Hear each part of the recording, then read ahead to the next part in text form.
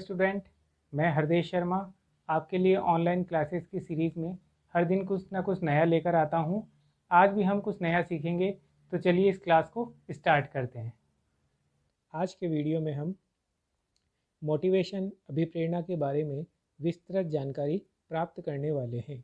ऐसा माना गया है कि वर्तमान समय में प्रत्येक संस्था का कुछ मुख्य उद्देश्य मानवीय संसाधनों का कुशलतम और श्रेष्ठ उपयोग करना होता है, क्योंकि मानवीय संसाधनों का बेहतर उपयोग एक चुनौतीपूर्ण एवं जटिल कार्य है।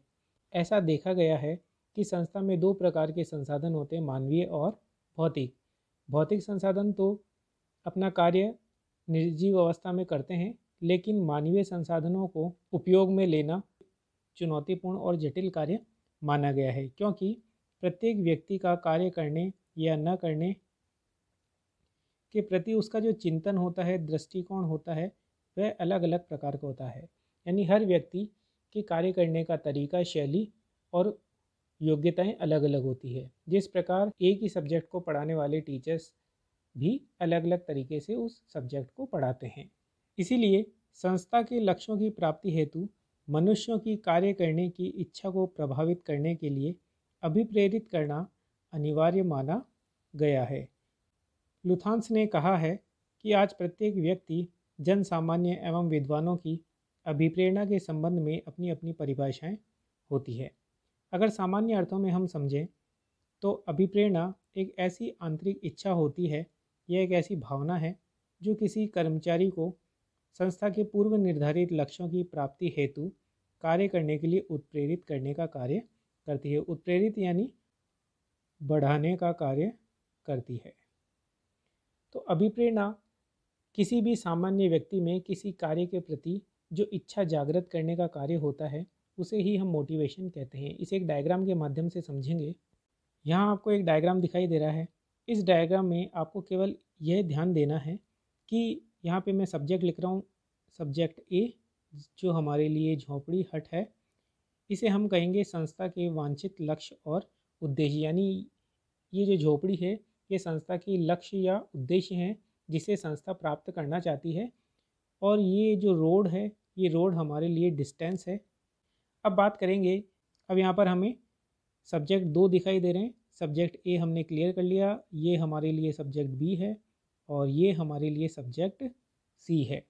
तो अब बी सब्जेक्ट पे जो काम करने वाले हैं वह हमारे लिए संस्था के उच्च प्रबंधक या स्वामी लोग होते हैं। अब ये चाहते हैं कि हम अपना डिस्टेंस, दूरी को पूरा करें और संस्था के वांछित लक्ष्य उद्देश्यों को प्राप्त करें, लेकिन ये खुद नहीं जा सकते हैं, क्योंकि यह किसके साथ हैं।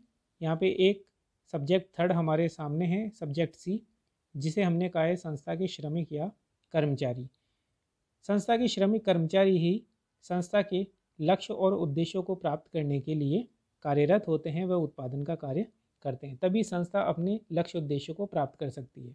और उच्च प्रबंधक तथा स्वामी जो हैं वह उस कार्य में उनकी सहायता करते हैं। तो अब यहाँ पर इस गाय को, यहाँ पे आप देख रहे हैं एक चारा दिया जा रहा है खाने के लिए, लेकिन ये इसे मिल नहीं रहा है। लेकिन ये जो गाय है इस चारे को खाने के लिए आगे बढ़ रही है। तो यहाँ पे जो स्वामी और जो प्रबंधक हैं, ये इस चारे को उस दिशा की ओर लेकर के जाएंगे कि अंत में संस्था के हम लक्ष्य और उद्देश्य प्राप्त हो जाए। तो ऐसी जो ये क्रिया की जाती है, इस क्रिया को ही हम मोटिवेशन कह सकते हैं। तो अब हमें समझ में आ गया कि मोटिवेशन क्या है।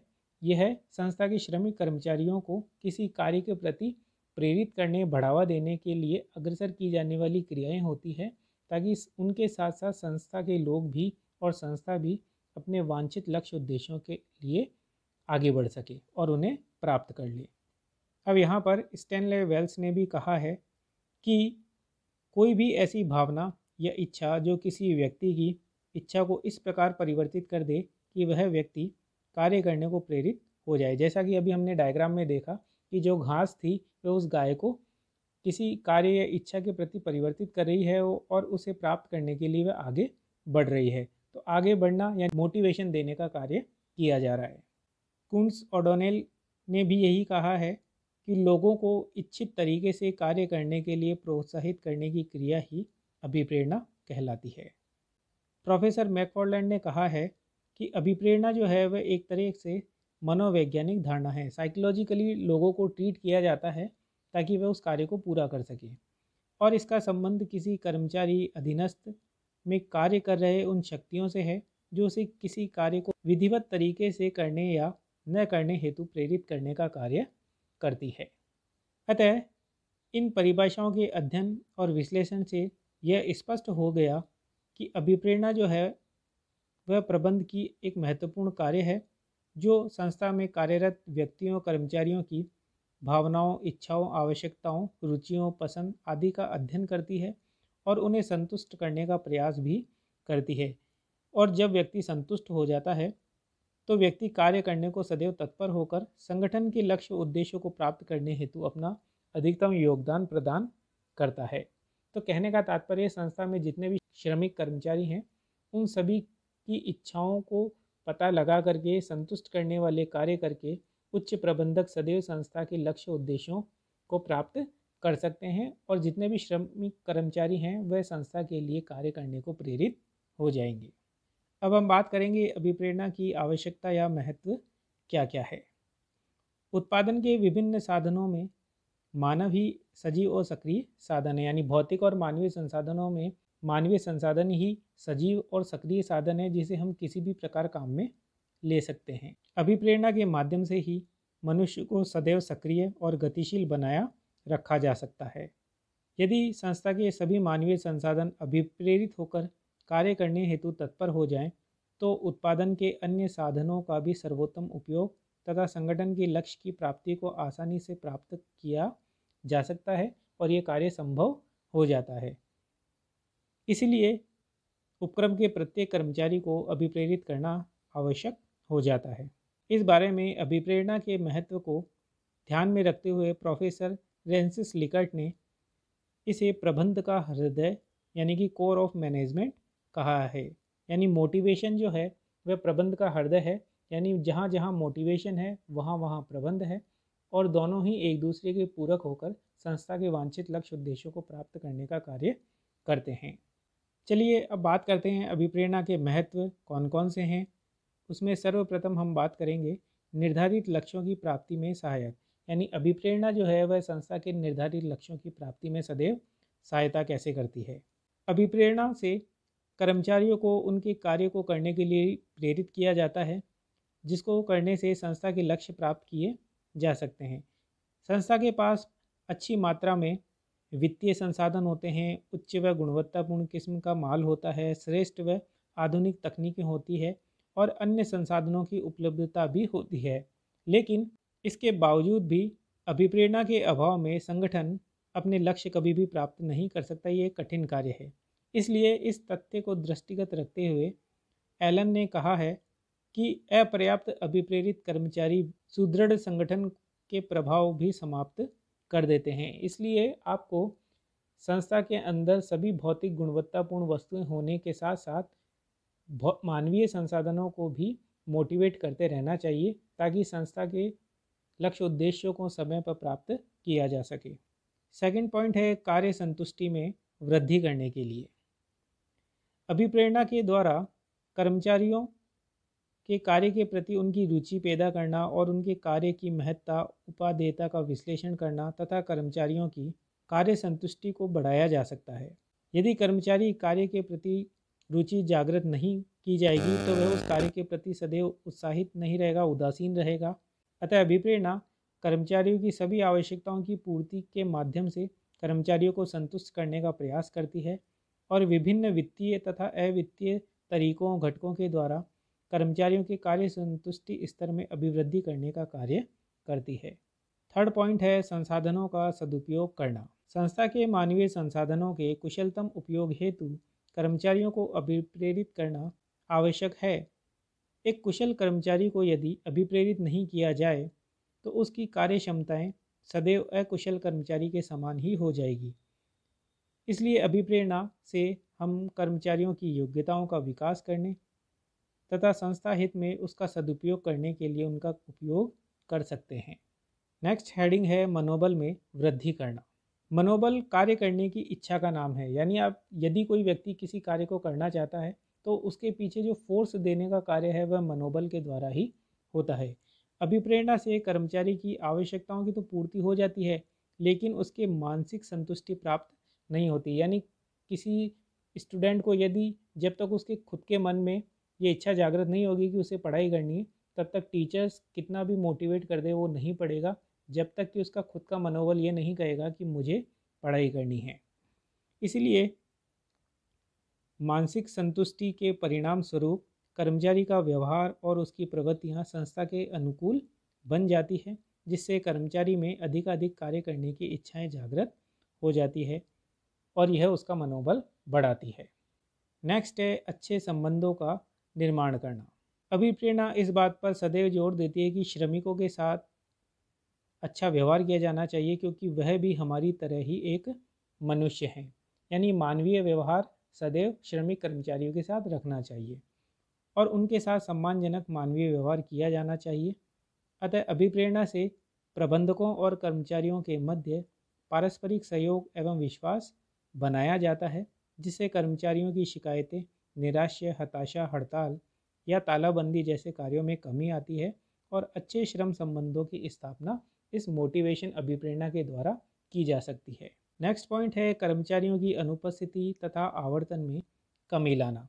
अभिप्रेरित कर्मचारी सदैव अपने कार्य एवं वातावरण से संतुष्ट होता है और कार्य लक्ष्यों को प्राप्त करने में वह अपना सकारात्मक सहयोग देता है, जिससे कर्मचारियों में अनुपस्थिति कम आती है। कहने का तात्पर्य है, यदि किसी स्टूडेंट को कोई विषय अच्छे से समझ में आता है और वह उसे सीखता है, तो वह उस विषय की क्लास को कभी भी बंक नहीं करेगा, छोड़कर नहीं जाएगा। और गणित जैसे, इंग्लिश जैसे सब्जेक्ट में व्यक्ति थोड़ा यदि कमज़ोर हो जाए स्टूडेंट, तो वह सदैव उस क्लास से बचना चाहेगा और उसको बंक कर देता है क्लास को। तो यहाँ पे मोटिवेशन उस चीज़ को रोकने का काम करता है संस्था के अंदर भी। इसलिए अभिप्रेरित कर्मचारी स्थायी रूप से संस्था में बने रहते हैं, जिससे श्रम आवर्तन के दर में भी कमी आती है। नेक्स्ट हेडिंग है प्रबंधकीय कार्यों का आधार।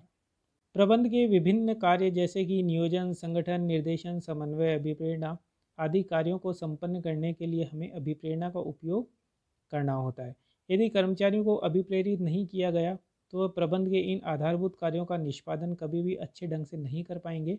इसलिए प्रोफेसर ब्रीच ने कहा है कि अभिप्रेरण की समस्या प्रबंध कार्यवाही की कुंजी है। नेक्स्ट पॉइंट है हमारे लिए परिवर्तनों में सुविधा। सामान्यतः कर्मचारियों का परिवर्तनों के प्रति सदैव नकारात्मक सोच होती है। जैसे कभी भी किसी व्यक्ति को किसी कार्य से बदल दिया जाए, परिवर्तन किया जाए, तो वह सदैव उसका विरोध करता है।